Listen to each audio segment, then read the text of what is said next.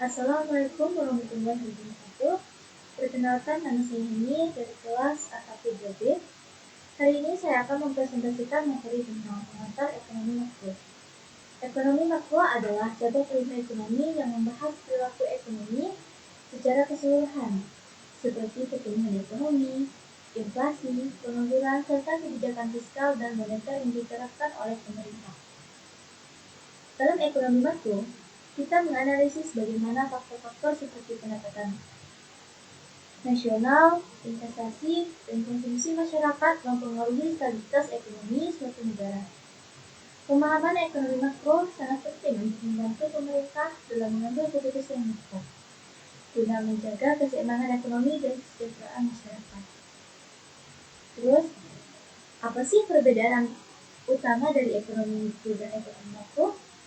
Nah, ekonomi mikro berfokus pada perilaku individu, rumah tangga, dan perusahaan dalam pengambilan keputusan ekonomi, seperti mekanisme harga dan interaksi pasar. Sedangkan ekonomi makro menganalisis perekonomian secara keseluruhan, termasuk pertumbuhan ekonomi, inflasi, pengangguran, dan kebijakan ekonomi suatu negara. Singkatnya, ekonomi mikro membahas unit kecil dalam ekonomi, sedangkan ekonomi makro melihat ekonomi dalam skala besar. Terus, ada 3 masalah pokok dalam ekonomi makro. Yang pertama itu what, atau apa yang harus diproduksi. Nah, setiap negara atau masyarakat harus menentukan jenis barang dan jasa apa yang akan diproduksi sesuai dengan kebutuhan dan keinginan masyarakat, serta jumlah yang harus dipenuhi.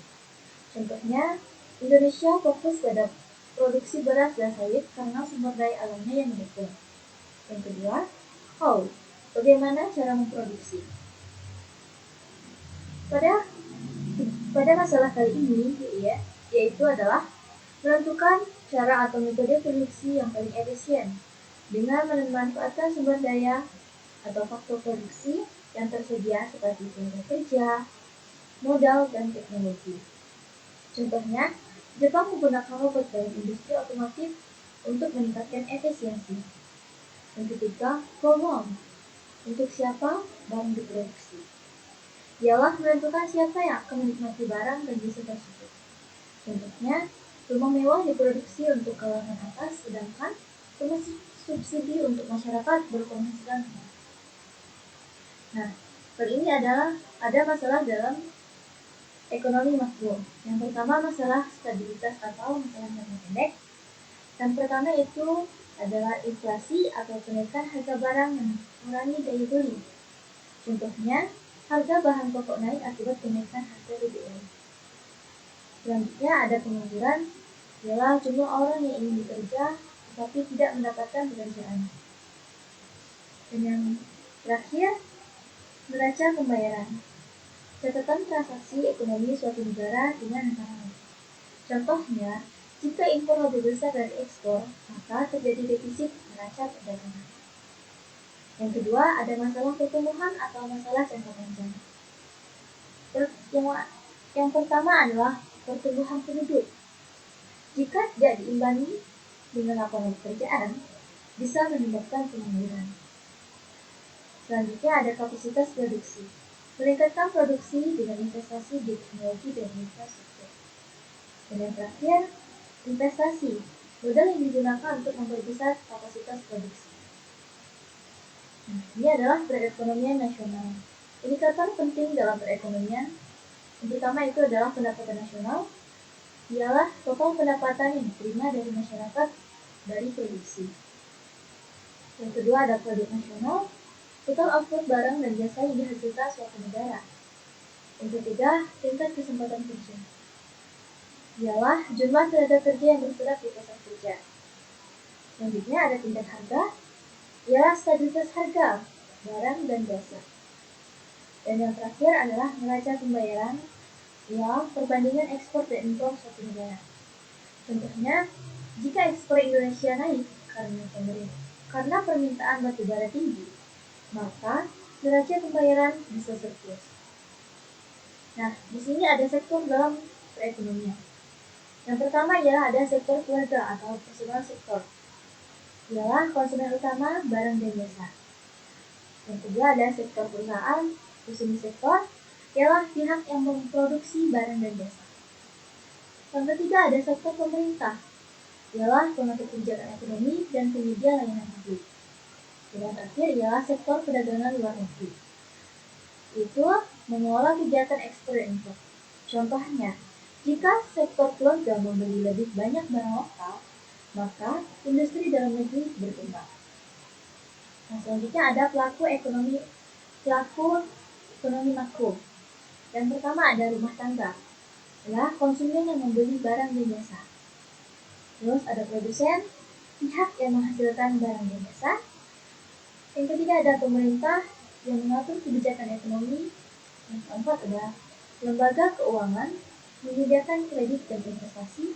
Dan yang terakhir ada negara lain, mitra dagang internasional. Ini adalah peran rumah tangga. Nah, rumah tangga menerima pendapatan dari gaji, bunga, dan investasi. Rumah tangga juga membelanjakan pendapatan untuk kebutuhan sehari-hari. Dan rumah tangga juga menabung untuk masa depan dan membayar pajak kepada pemerintah. Contohnya, seorang karyawan menyisihkan 20% gajinya untuk tabungan pendidikan anak. Nah, di sini ada peran produsen. Nah, seperti kita ketahui bahwa produsen ialah yang menghasilkan, yang menyalurkan suatu barang. Nah, di sini peran produsen itu memproduksi barang dan jasa untuk memenuhi kebutuhan masyarakat. Terus, peran produsen juga itu membutuhkan tenaga kerja dan unit usaha untuk mengembangkan bisnisnya. Contohnya, PT Unilever memproduksi sabun dengan menggunakan tenaga kerja dan bahan baku dari pertanian. Nah, di sini ada peran pemerintah. Nah, pemerintah itu sangat berperan penting dalam perekonomian suatu daerah. Nah, yang pertama itu adalah peran pemerintah ialah menarik pajak untuk membiayai pembangunan. Pemerintah juga memberikan subsidi untuk mendukung sektor tertentu. Pemerintah juga memberi barang untuk kebutuhan publik. Pemerintah juga meminjam uang dari luar negeri. Contohnya, pemerintah memberi subsidi BBM agar harga tetap terjangkau bagi masyarakat. Nah, di sini ada peran lembaga keuangan. Lembaga keuangan menerima simpanan dan menyalurkan kredit. Lembaga keuangan juga menyiapkan uang melalui kebijakan moneter. Contohnya, bank memberikan kredit usaha kepada UMKM untuk modal bisnis. Nah, di sini ada peran negara lain dalam ekonomi. Peran negara lain ialah melakukan ekspor dan impor barang dan jasa. Negara lain juga memberikan pinjaman atau investasi kepada negara lain. Nah, contohnya ialah Indonesia mengimpor gandum dari Australia dan mengekspor sawit ke China.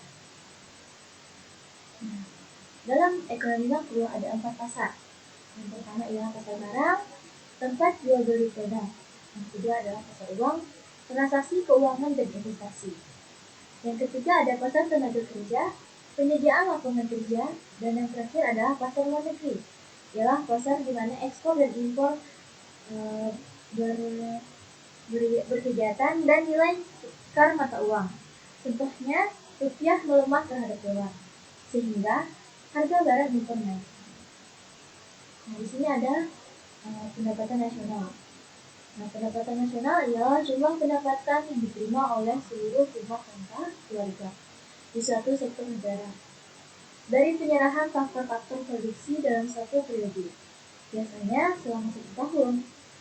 Yang kedua ialah salah satu indikator untuk mengukur laju pertumbuhan dan perkembangan tingkat kesejahteraan suatu negara dari waktu ke waktu. Yang ketiga, indikator arah, tujuan, dan struktur perekonomian suatu negara. Yang keempat ialah produk domestik bruto atau PDB, baik atas dasar harga berlaku maupun atas harga konstan. Menjadi salah satu indikator penting untuk mengetahui kondisi ekonomi di suatu negara dalam suatu periode tertentu.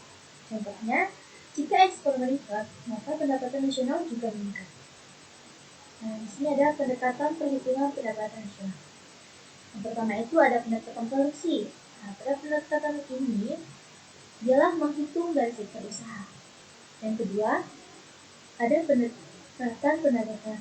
Nah, pendekatan ini ialah menghitung dari upah, sewa, bunga, dan keuntungan. Dan yang terakhir ada pendekatan pengeluaran. Pendekatan ini menghitung dari konsumsi, investasi, dan ekspor impor. Contohnya, jika ekspor Indonesia naik, maka PDB juga naik. Nah, di sini ada pendekatan produksi. Ya, pendekatan ini menghitung pendapatan nasional berdasarkan sektor produksi dan jumlah nilai barang dan jasa yang diproduksi dalam satu periode tertentu. Contohnya, jika sektor manufaktur berkembang, maka upah pekerja dan keuntungan perusahaan juga meningkat. Nah, di sini ada pendekatan produksi. Ada 9 lapangan usaha atau sektor. Yang pertama itu pertanian, peternakan, kehutanan, dan perikanan. Yang kedua ada pertambangan dan penggalian. Yang ketiga ada industri pengolahan. Yang keempat ada listrik, gas, dan air bersih. Yang kelima ada konstruksi. Yang keenam ada perdagangan, hotel, dan restoran. Yang ketujuh ada pengangkutan dan komunikasi. Yang kedelapan ada keuangan, real estate, dan jasa perusahaan. Dan yang terakhir ada jasa-jasa termasuk jasa pelayanan pemerintah.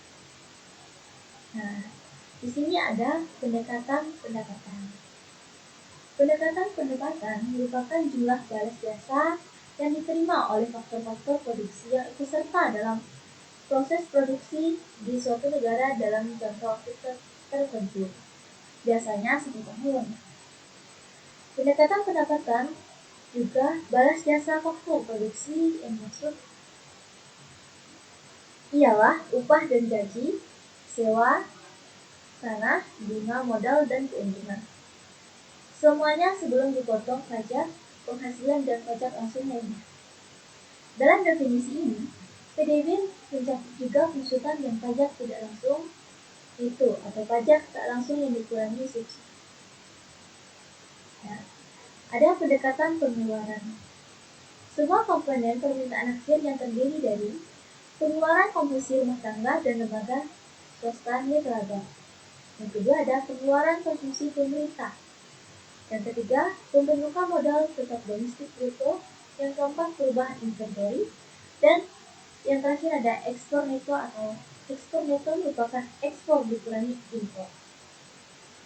Nah, pendekatan pengeluaran adalah konsumsi rumah tangga.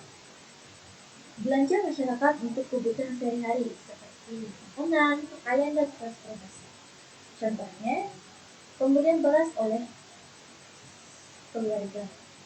Yang kedua ada pengeluaran pemerintah. Ialah belanja pemerintah untuk layanan publik. Contohnya, pembangunan jalan oleh pemerintah. Yang ketiga ada investasi, pengeluaran untuk barang, modal, dan inventaris. Contohnya, pabrik membeli mesin produksi. Yang keempat ada perubahan inventory, ialah perubahan stok barang dalam perusahaan. Contohnya, gudang menambah stok barang sebelum musim liburan. Dan yang terakhir adalah ekspor neto, ialah selisih antara ekspor dan impor. Contohnya, Indonesia mengekspor minyak sawit lebih banyak daripada mengekspor barang elektronik. Next, indikator ekonomi turunan PDB. Yang pertama ada produk nasional bruto PDB ditambah dengan pendapatan neto dari luar negeri. Yang kedua ada produk nasional neto atas dasar harga pasar. PDB dikurangi dengan seluruh penyusutan atas barang-barang modal tetap yang digunakan dalam proses produksi selama setahun. Yang ketiga, produk nasional neto atas dasar biaya faktor produksi. Produk nasional neto atas dasar harga pasar dikurangi dengan pajak tidak langsung neto. Yang terakhir ada angka-angka per kapita, ukuran-ukuran indikator ekonomi sebagaimana diuraikan di atas dibagi dengan jumlah penduduk pertengahan tahun. Nah, ada manfaat perhitungan pendapatan nasional.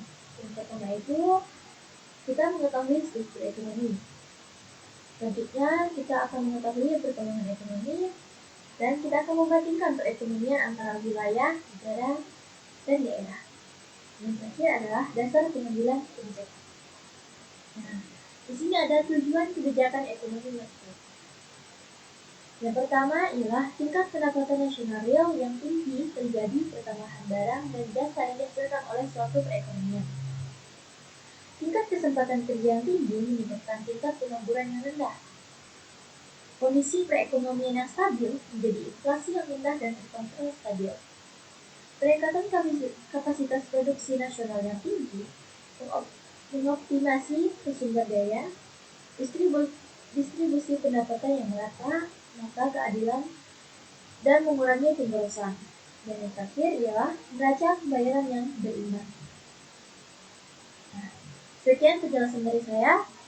Semoga dapat bermanfaat bagi kita semua. Sekian, terima kasih. Wassalamualaikum warahmatullahi wabarakatuh.